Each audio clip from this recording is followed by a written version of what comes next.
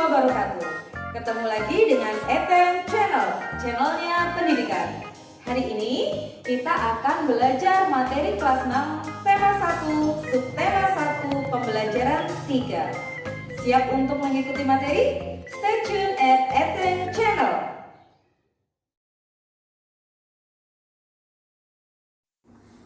Anak-anak, hari ini kita akan belajar tema 1, subtema 1, pembelajaran 3. Setelah pembelajaran hari ini, Bu Etin harap kalian bisa mengidentifikasi perkembangbiakan vegetatif alami pada tumbuhan dan dapat menemukan ide pokok dalam setiap paragraf. Simak materinya ya. Anak-anak, perhatikan tumbuhan yang ada di sekitarmu. Bagaimana tumbuhan selalu tersedia di bumi ini? Ya, tumbuhan mengalami perkembangbiakan. Apa itu perkembangbiakan tumbuhan? Simak materinya berikut ini. Anak-anak, tahukah kalian apa itu perkembangbiakan tumbuhan? Perkembangbiakan tumbuhan adalah suatu proses memperbanyak diri pada tumbuhan.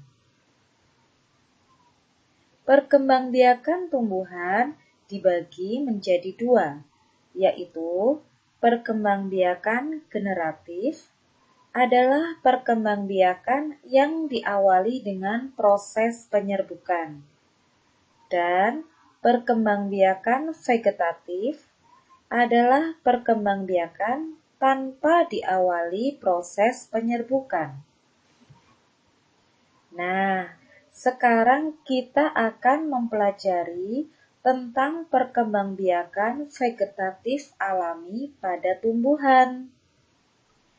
Perkembangbiakan vegetatif pada tumbuhan dibagi menjadi dua. Yang pertama, perkembangbiakan vegetatif alami dan perkembangbiakan vegetatif buatan karena dibantu oleh manusia. Jenis-jenis perkembangbiakan vegetatif alami yaitu 1. Membelah diri. Perkembangbiakan dengan cara membelah sel induk menjadi 2 atau lebih sel anak. Contoh tumbuhan yang membelah diri adalah ganggang biru. Yang kedua adalah umbi lapis. Umbi lapis merupakan umbi yang berlapis-lapis dan tumbuh tunas di tengahnya. Ciri-cirinya, batang yang tumbuh di bawah tanah menggembung dan berair. Memiliki sisik-sisik daun yang berfungsi sebagai cadangan makanan. Memiliki tunas samping atau anak umbi lapis yang tumbuh di antara daun. Tunas samping akan tumbuh menjadi individu baru dan memisahkan diri dari induknya. Contoh tumbuhan yang mengalami perkembangbiakan umbi lapis adalah bawang merah, bawang putih, dan bunga bakung. Yang ketiga, umbi akar. Umbi akar adalah akar yang tumbuh membesar karena berisi cadangan makanan. Jika umbi akar ditanam bersama dengan pangkal batangnya, maka pada pangkal batang itu akan tumbuh tunas-tunas baru. Nah, tunas tersebut yang akan menjadikan sebagai tumbuhan baru. Contohnya adalah bunga dahlia, wortel, lobak, dan singkong. Yang keempat adalah umbi batang. Umbi batang adalah batang yang tumbuh membengkak dalam tanah.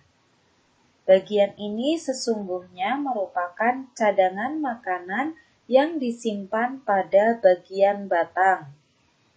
Jika umbi ini ditanam, tunas dapat tumbuh dan menjadi tanaman baru. Di sini bisa terlihat ya. Ini ada tunas baru pada kentang yang akan menjadi tanaman baru. Contoh umbi batang adalah kentang dan ubi jalar. Kemudian selanjutnya yang kelima adalah geragi atau stolon. Geragi atau stolon adalah batang yang tumbuh mendatar di permukaan tanah. Tumbuhan baru dimulai dengan kuncup ujung yang menyentuh tanah, kemudian membelok ke atas. Nah, contohnya adalah stroberi, rumput teki, dan pegagan. Yang keenam, tunas. Tunas biasanya muncul pada tumbuhan yang telah dewasa. Pembentukan tunas batang misalnya terjadi pada tumbuhan bambu, tebu, dan pisang. Yang ketujuh adalah tunas adventif.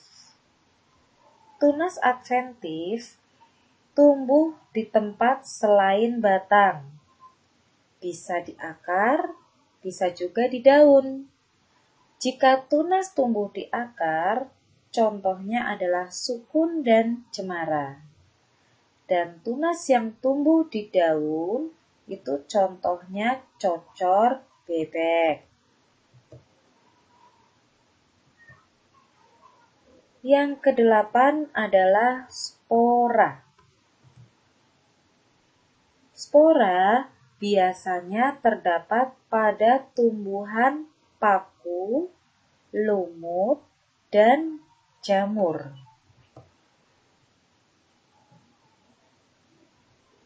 Yang kesembilan adalah rizoma atau akar tinggal. Rizoma sesungguhnya adalah batang beserta daunnya yang terdapat di dalam tanah, bercabang-cabang, dan tumbuh horizontal atau mendatar. Contohnya, ada jahe, ada serai. Nah, sekarang kalian sudah tahu kan perkembangbiakan vegetatif alami pada tumbuhan? Nanti di akhir materi akan ada tugas kalau kalian harus menyebutkan cara perkembangbiakan pada tumbuhan yang disajikan oleh Bu Etin. Sekarang, ayo kita baca bersama teks yang akan ditampilkan. Lalu, tentukan ide pokok tiap paragrafnya ya. Nanti dulu. Apa sih ide pokok paragraf itu? Ide pokok adalah gagasan utama yang mendasari suatu paragraf. Perhatikan bacaan berikut ini. Judulnya, Tumbuhan Sumber Kehidupan. Indonesia adalah negara kepulauan yang terletak di garis khatulistiwa. Indonesia memiliki dataran tinggi, dataran rendah, dan perairan. Dataran rendah adalah daratan yang memiliki ketinggian 0 sampai 200 meter di atas permukaan laut. Hampir semua ibu kota provinsi di Indonesia terletak di dataran rendah. Tumbuhan di dataran rendah adalah padi, palawija, dan tebu. Nah, anak-anak, siapkan ballpointmu ya. Ini adalah paragraf 1. Kira-kira paragraf 1 tadi menceritakan tentang apa? Tulis jawabanmu. Sekarang kita lanjut ke paragraf yang kedua. Wilayah pantai termasuk dataran rendah. Indonesia memiliki banyak pantai karena negara kita terdiri atas ribuan pulau. Tumbuhan di wilayah pantai adalah kelapa, bakau, dan ganggang. Oke, siap untuk menulis ide pokok paragraf yang kedua? Coba, paragraf yang kedua menceritakan tentang apa ya? Hanya gagasan utamanya saja yang kalian tulis. Paragraf yang terakhir, simak baik-baik. Dataran tinggi adalah daratan luas dengan ketinggian lebih dari 200 meter di atas permukaan laut. Beberapa dataran tinggi di Indonesia adalah Dataran Tinggi Dieng, Jawa Tengah, Dataran Tinggi Malang, dan Dataran Tinggi Tengger dari Jawa Timur, Dataran Tinggi Alas dari Aceh, dan Dataran Tinggi Bone, Sulawesi Selatan. Jenis tumbuhan di dataran tinggi adalah teh, kopi, cengkeh, buah-buahan, dan sayuran. Nah, sekarang tulis ide pokok yang ada di paragraf 3. Kalian bisa minta bantuan kakak atau orang tua untuk menjawab pertanyaan tersebut. Dapatkah kamu menemukan jenis tumbuhan lain yang terdapat di dataran tinggi dan dataran rendah? Tentu banyak ya. Nah, anak-anak, apa yang sudah kamu pelajari hari ini? Hari ini kalian sudah mempelajari tentang perkembangbiakan vegetatif alami pada tumbuhan dan mencari ide pokok pada suatu paragraf. Tugas kalian hari ini adalah sebutkan macam-macam perkembangbiakan vegetatif alami pada tumbuhan sesuai pada tabel yang disajikan. Jika sudah kalian mengerjakan, kirim jawabanmu ke nomor WhatsApp Buetin. Buetin tunggu. Hai anak-anak, sebelum kita akhiri pembelajaran kita hari ini, ayo kita nyanyikan lagu Apuse, lagu daerah dari Papua. 1, 2, 3.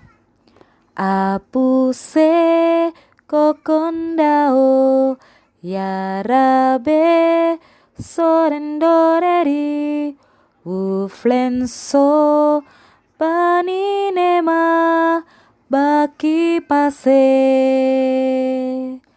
arafabie aswara kwar arafabie aswara kwar. Demikian tadi pembelajaran hari ini. Jangan lupa untuk mengikuti materi-materi selanjutnya. Wassalamualaikum warahmatullahi wabarakatuh.